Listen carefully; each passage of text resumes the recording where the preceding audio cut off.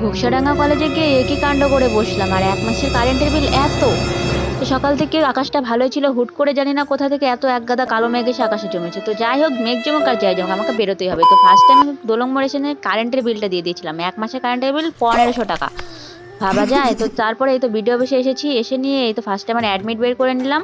আর সামনে আমার এক্সাম আছে এর জন্য। তো আজকে যাবো ঘোষকাডাঙ্গা কলেজে, কারণ আমার কাকাতো ভাইকে অ্যাডমিশন করানোর জন্য। আর আজকে ওর ফার্স্ট টাইম ছিল, ও চেনে না। তো আমিও অনেকদিন 2-3 বছর আগে দেখেছিলাম, জাস্ট কলেজটা একটু অনেক জঙ্গলের ভেতরে, জানি না এখন কি রকম অবস্থা। তো এই তো এখানে হাই রোডে নেমে পড়েছি, এখান থেকে সোজা টোটো করে নিয়ে রেল গেট পার হয়ে নিয়ে এই তো থানার পেছনে কলেজে এসেছি। তো এসে দেখছি না, এখন জায়গাটা ভালোই, বেশ ভালোই হয়েছে। তো তারপরে এই তো ভাইকে ভেরিফিকেশন করিয়ে এখানে পুরো কলেজটা একটু একটু ওকে ঘুরিয়ে দেখালাম। তো আর আজকে ছিল টিপটিপি বৃষ্টি।